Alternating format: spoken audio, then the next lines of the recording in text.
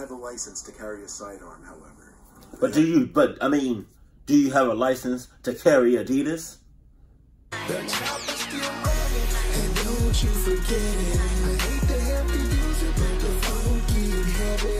Boys talking shit like they never heard of murder. Boys talking shit like they never heard of murder. The chopper's still ready, and don't you forget it. Stop! Though, let's not waste no time. You know it's gonna be some bullshit in this. Car breakdowns? Come on now. I know I look a little rough. Because driving home from work after a graveyard shift, I got a sudden urge to pee. Like, it was really bad. Painfully bad. I was driving down a quiet parkway with no other cars, so I figured I'd pull to the side real quick and pee in the woods. See? Wow. The fucking woods. You already got me fucked up, motherfucker. See, if you're a guy and you need to pee, pee in the motherfucking cup. If you're a girl and you need to pee, you know, I don't have a vagina, so I can't really speak for ladies. But, like, just hope for the best, I guess. And you know, because with a guy, you know, you can just, you aim, you know. But, like, in bed, you should definitely aim. You know, when you're about to, sorry, god damn, that, I don't know why I went there, but, yeah. Set night, red flag. Pulled over to the side of the road, red flag. You gotta pee in the middle of the night, red flag. And you doing it in some woods. That's about 13,376 red flags off bucks. I put my hazards on just in case that off chance that a cop rolled by.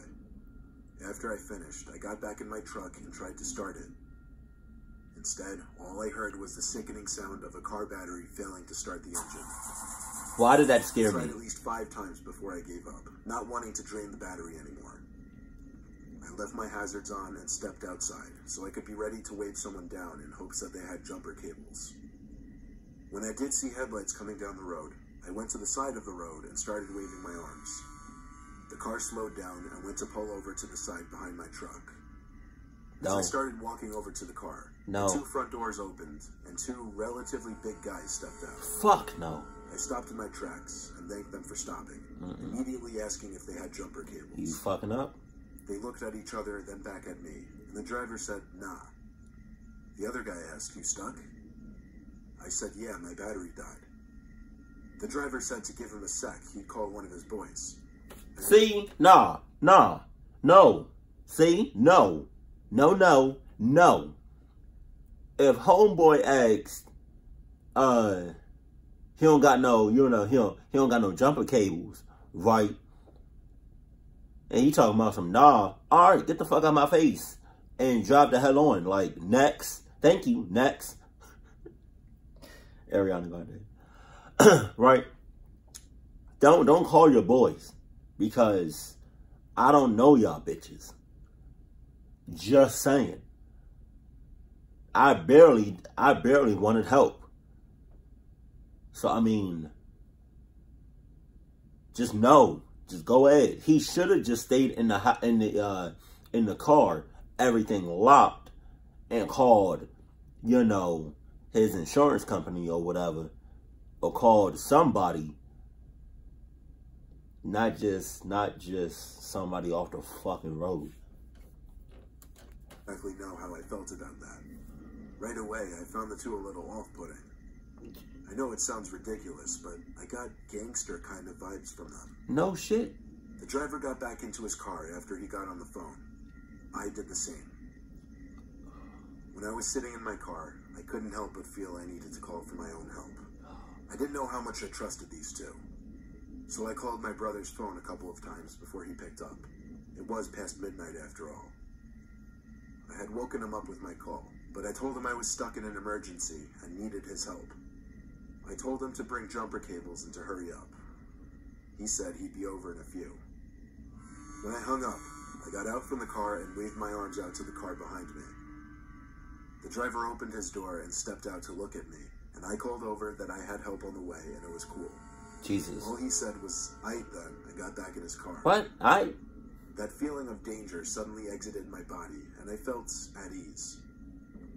I leaned my seat back so I could relax in the meantime. At ease, my ass. Soon, it came to me that I didn't hear their car pass by. I turned back and saw that their car was still there. It had been almost 5 minutes since I'd waved them off. I called my brother again, who said he just got in the car. I told him to floor it to me and have some weapons ready, because I was pretty sure I was about to be jumped. Have Adidas ready. He said he had his baseball bat in the back seat as usual. Why does it seem like in almost 99% of the time of all cluck-ups, nobody has Adidas? Nobody even thinks about grabbing Adidas. You know, people grab, in a fucked up situation, people grab,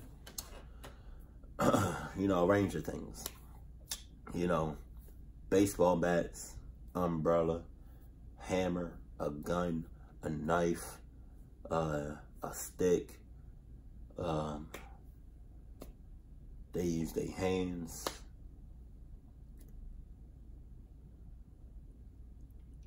They will use everything in a book, everything that they can think of, except Adidas. Why? Why, motherfucker? My truck was only about 5 minutes from our house. Less if he stepped on it. I started to beat myself up for not just holding it in for another 5 minutes. Then this wouldn't have happened. Finally, more headlights appeared coming up the parkway. The approaching car slowed and pulled up behind the car that was behind me. I got out from the car and started waving my arms again. But when I saw 2 of the car doors open, I had a feeling it wasn't my brother. No, man. Damn. The driver in the first car got out and greeted his apparent goons. They all started gradually making their way over to my truck as they talked loud and cursed at each other. I guess it's worth noting there were no jumper cables in any of their hands. You fucking think? I'm not a lucky person at all. Oh, no. When I saw the familiar headlights of my brother's Mustang zooming down the parkway towards us, I felt as if my luck had turned around for once. He pulled up his car in front of my truck, and he came out with his baseball bat. He pulled out another baseball bat from the back seat that he brought for me. He tossed it to me, and my brother, being the larger, more dominant one, said in a very loud, firm voice, we didn't want trouble, and it's best they moved along and let us go about our business. They all backed up a little when they saw our bats. One of the guys laughed. Another one said, we ain't ever said we want no trouble. Anybody that talks in a fucked up situation with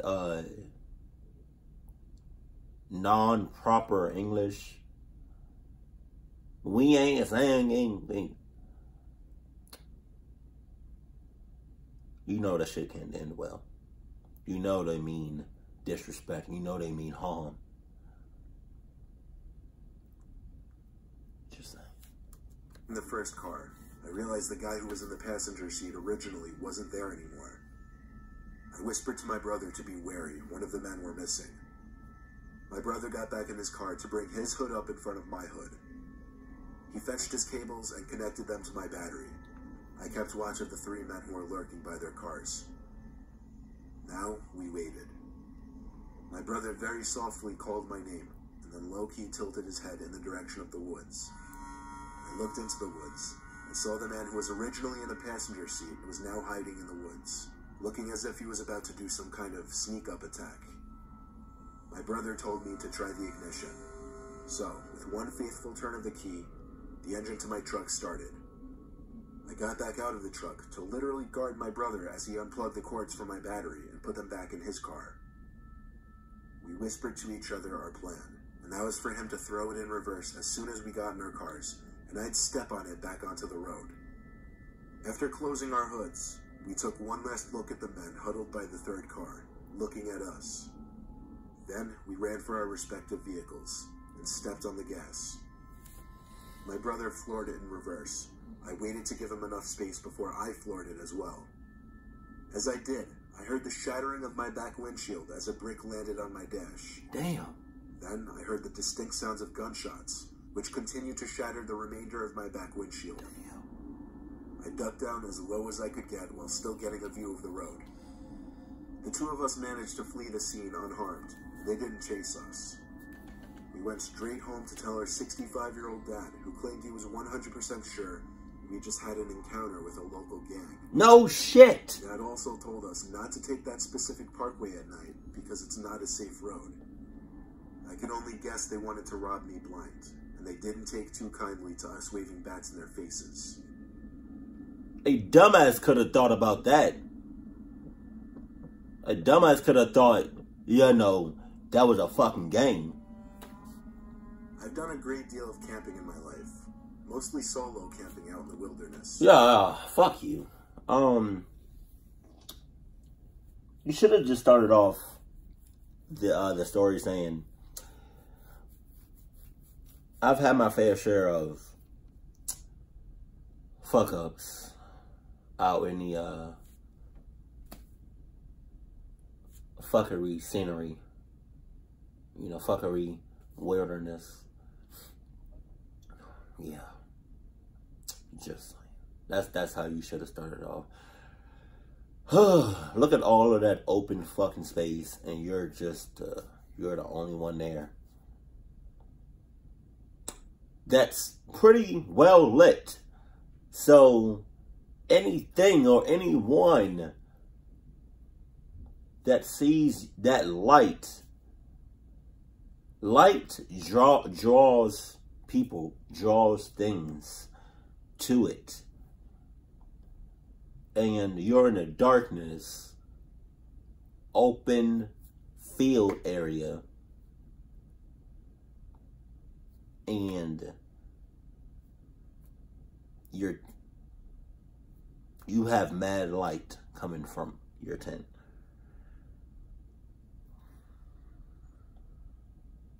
Okay. Everyone who takes the hobby as seriously as me knows the potential dangers that come along with it. You're fucking... However, there was one thing that happened on a camping trip that I never anticipated. Oh, yeah? I was in my tent, which sat next to a small flowing river. My campfire was breathing its last breaths, and I was already laying in my sleeping bag trying to sleep. I started to hear something circling around my tent. No, you didn't. At first, it started as big, heavy branches snapping in the distance. Then it turned to closer steps on the forest floor surrounding my tent. I ruled it out as being a bear or a larger animal because the footsteps didn't seem heavy enough. Plus, the fire would more often than not draw such animals away. That's more than enough reason to haul ass out of that shit.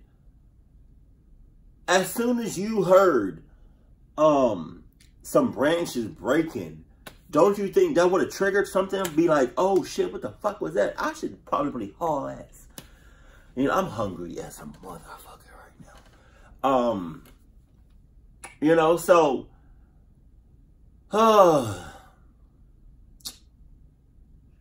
people like you irritate the hell out of me.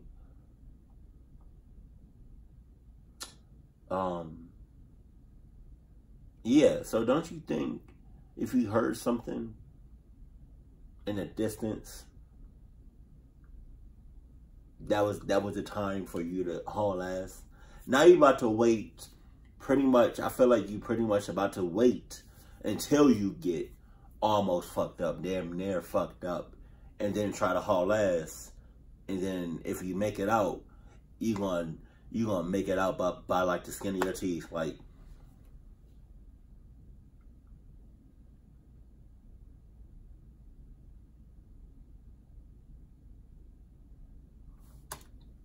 to be safe, I still stayed inside the tent to refrain from making any noise. But the steps just kept circling around my tent. Finally, I called out, "Hello?" Hello, my ass. The steps didn't stop. Now I sat up, ready to take a quick look outside. I unzipped the tent and crawled outside. I still heard the footsteps, but now it seemed whatever was making the footsteps was being more cautious about moving around so loudly. I looked out into the darkness of the forest in the direction the steps were coming from, and very briefly I saw a light. Not just any kind of light, though. It was undeniably a phone screen. It turned off as quickly as it came on. Now I knew there was a person out there circling my campsite. I had already called to them, and they didn't respond to me, so that was a very bad sign. No, wow. Despite my experience in camping in wilderness, I'd never been stalked by a human before. I wasn't comfortable there anymore. I have a license to carry a sidearm, however. Do you have a license to carry Adidas?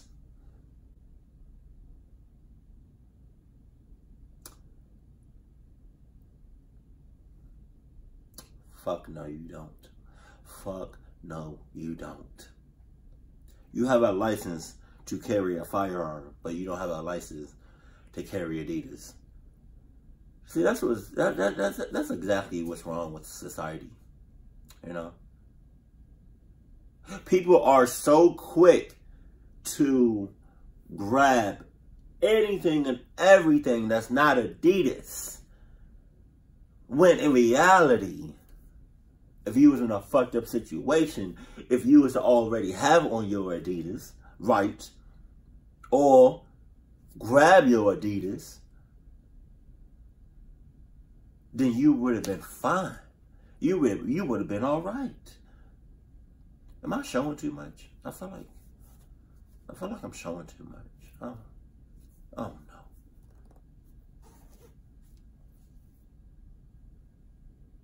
I just put this on just because, you know. So, and plus I'm kind of hot, so, sorry if this makes anybody uncomfortable. Just bring it with me when I go camping. I felt it was an appropriate time to pull that out from my bag. Oh yeah? I started to pack my things as fast as possible. Right. I can't begin to explain how scared I was as I packed up my sleeping bag in tent. I found myself turning around every few seconds to make sure someone wasn't sneaking up on me. Maybe I wouldn't have been so scared if the footsteps around my camp didn't keep going. When everything was packed, I didn't try to hide the fact that I was sprinting back to my car, which wasn't parked far away. I threw my stuff in the back seat and hopped in, locking the door first thing. I turned the car on, and as I put it in drive, the car started to wobble and shake, and I heard a terrible scraping noise. I stopped the car. That's that shit. A low tire pressure alert came on for all 4 tires. Damn! And I knew then that all 4 tires had been slashed by somebody. Oh, shit. I couldn't possibly move that car without destroying my wheels. See? See? See? That's that bullshit I'm talking about. That's that shit I'm talking about. That's that fuckery I'm talking about. I'm hungry as fuck. Oh shit. I have food for, prepared for me to eat. So I'm trying to like hold on until this video is over, till this reaction is over. But yeah, that's the bullshit I'm talking about. Because if you were to have Adidas tires, right? Which, I mean, they are pricey. You know, they are expensive as a motherfucker, right? They're the most expensive tires you can ever buy. But if you were to get those, there is a layaway plan, that you can, that you can apply to, and based off your credit, you can go ahead and make like monthly payments. Yeah, but if you do miss your payments, if you miss your payment at least once, your tires will get snatched from you. Just saying. Same day too, like same day, probably within 30 seconds of you missing a payment. Just saying. So, there's that.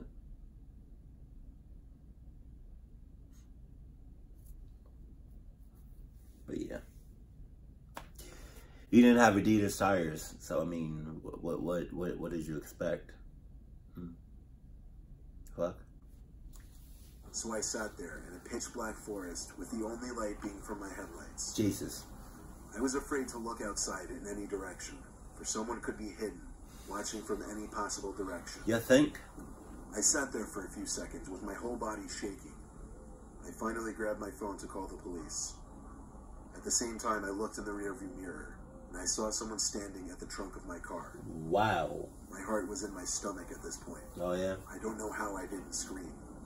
I took a deep breath, grabbed the handgun sitting in the passenger seat, opened the door, and stepped out with aggression. Excuse me. I aimed the gun at the person standing at the back of my car, who raised his hands in the air. I screamed at him as loud and aggressively as I could to get the fuck away from my car. I wasn't bluffing. I was ready to shoot him. Oh, shit. He backed away into the woods. And once I couldn't see him anymore, I got out of my car and called the police. I told them to come to the dirt parking area for the particular park I was camping in. They said a state trooper would be en route. I called my towing company in the meantime while waiting for the trooper to arrive, all while my body was still shaking and I was still cautiously checking my surroundings. I never appreciated seeing a police car more than when the trooper pulled into the small dirt lot with his lights on, and I finally felt safe to get out from my car. The tow truck came 20 minutes later, and my car was towed to a repair shop. I slept in my car overnight, and first thing in the morning, my tires were replaced. This never stopped me from continuing camping. What? What? Fuck out of here. That would have stopped me dead in my tracks. I would have said, fuck no. My old Buick used to have issues with the gas gauge. The gauge was off, so sometimes I'd fill the tank completely and the needle on the gauge would still hover around the E. He sounds Sometimes when the tank was running low, the needle would sit around F. The needle seemed to decide when it wanted to work or not. Well, one night after coming back from a vacation and not driving for a week, I guess I had forgotten how long it had been since I'd filled up the tank, because the car ran out of gas on some quiet road in an even quieter town. I didn't want to call my girlfriend because she lived too far away, and I didn't want to be a bother. What? I got out from the car and looked around my surroundings. Fuck. There was not much, except for trees on either side and a small house sitting atop a hill to the right of my car. What? So, that was my only option to go for help. I went up the hill to the house and rang the bell. You realize where this house is and where it's located? Think about the location of the house. Think about it now. Right? It's on a road.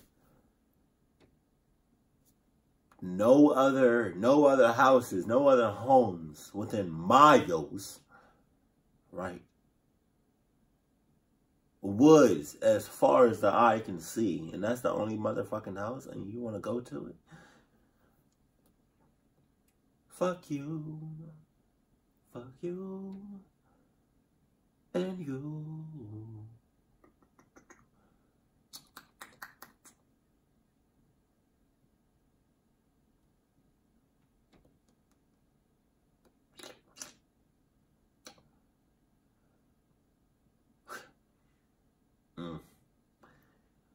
Really hope you get fucked up. It was 9:30, so it wasn't exactly too late to be ringing someone's bell in this kind of scenario. Yes, it is. I waited patiently. There were lights on in the house after all. After a minute, I gave the bell one more ring, but I told myself that would be it. After waiting another minute, I accepted defeat and walked away from the door. As I went down the little walkway, I heard a weird noise that seemed to be coming from the side of the house. The fuck? Like the moaning and distressed breathing of someone in pain. Oh, shit. It came from behind a line of bushes. Quite frankly, I didn't feel right snooping over there, so I continued back down the driveway. I did take a look back at the house, and noticed a light upstairs was on now that wasn't on before, and there was someone standing at the window. I could see their head and shoulders. I stared for a moment, expecting them to do something, like maybe come to the door. But they didn't move, and it got weird. So I continued back to my car. I leaned on my car door and called AAA, which was my roadside assistance company. How about you stay in your car instead of being outside your car? Because I'm pretty sure you would be a lot more, well, you would be a lot less fucked if you were to be in your car versus outside of your car. I'm just throwing it out there. You don't have to listen to me. I feel like you're not going to listen to me. So what I just said, fuck what I just said. They said they would deliver gas to me within half an hour. Oh, yeah? It was too hot out to sit in my car, so I stayed outside. Fuck. I waited around texting people, checking Instagram, and pacing back and forth. Check your surroundings. When I heard a deep voice go, "Excuse me," my head shot up. What the fuck? There was a guy standing by the curb near the driveway to the house. He was wearing a hat really low and tilted his head down, hiding a lot of his face. He asked me if there was a problem. I said I ran out of gas right here. All he said in response was, "Oh." Oh? Turned and started walking back up the hill. Pretty soon, he disappeared behind the bushes on his property. Where'd he come from? He seemed like a very creepy man based on that short interaction. Oh, yeah? I texted my girlfriend about the whole thing, and she said I should go see what that sound I was hearing behind the bushes was.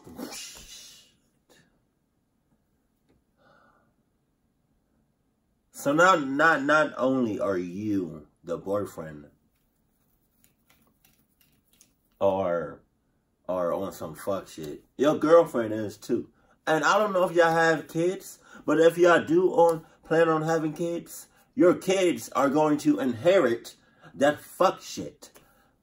It's going to be passed on it's going to be passed on from generation to generation. Starting with YouTube bitches. You know? That fuck shit gene is going to be passed on.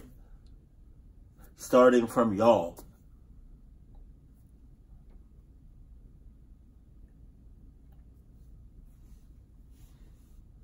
You can't really get rid of it either. It's like it's in you. Like, you can't get rid of it. You know?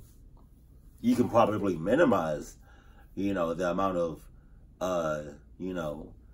bullshit, fuckery, that you get yourself into, but it's always going to still be there,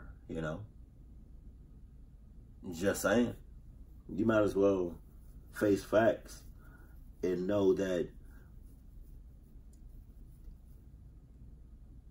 fuck shit is going to be passed on from generation to generation. I'm hungry as fuck. I kind of wanted to be honest. What? So I snuck through the trees next to the guy's house up the hill. Went to the side of the house where I heard the noises. Fuck you. I tiptoed up to the wall of the house and then stopped to listen. There were the moans and breathing again. They were coming from a window. I went to the window and tried to look inside, but the blind was down, so I couldn't. Come on. The sounds were concerning, though. I lightly tapped on the window and said, "Is everything okay?" Get the... I heard someone say in a faint, weak voice, "Help." I stood there thinking about what to do, when all of a sudden the blind kinked open, and I saw a face looking back at me through the window. I couldn't tell for sure, but it looked like the creepy man who came outside. The kink in the blind dropped back down shut, and then the window dropped closed, so I couldn't hear anything else. Why did I jump? I didn't care, though. I ran back down to my car, got in, and locked the door. I waited until the AAA truck came, and when they filled my tank, I didn't say a word about what I just witnessed. I just went home and tried to get some sleep that night. I never wanted to see or think about that house again. Oh, yeah?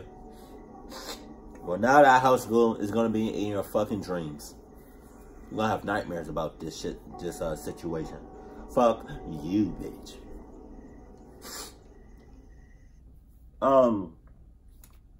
So, I'm going to try to keep my whatever I have to say really short because I'm hungry. I'm hungry, tired, my body hurt, my eyes are stressed because I'm tired. I got a boo-boo. There's a lot going on with me. My nose is running. I hope I'm not sick. So third, last story definitely took the cake. Literally lost the count, the amount of red flags and bullshit and fuck shit that this motherfucker came across.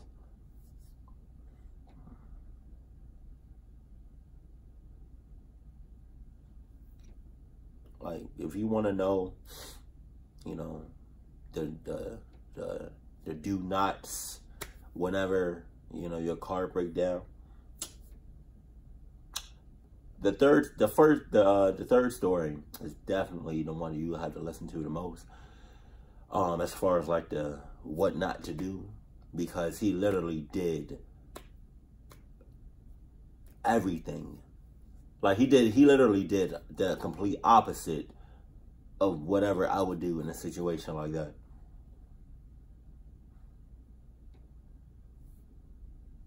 I'm surprised he did not get fucked with no condom. But yeah, he definitely took the cherry, put the cherry on top too. God damn, bro.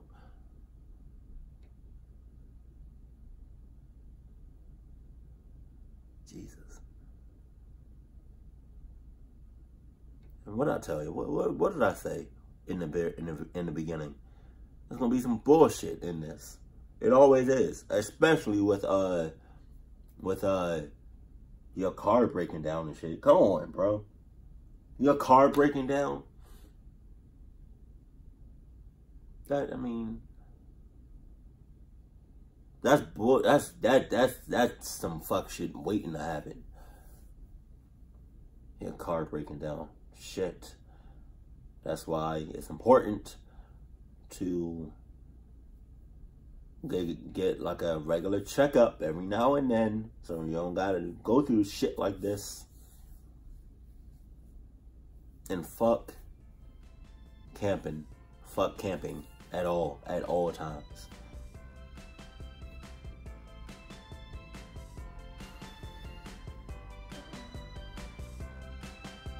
I think the amount of fuck shit in order would have to be story 3, 2, 1. It was like backwards. But yeah, I'm done here. I'm mad hungry. I'm delirious. I'm tired. My back hurt. My feet hurt. Everything hurts. My throat hurts. I keep doing this shit all day. Fuck.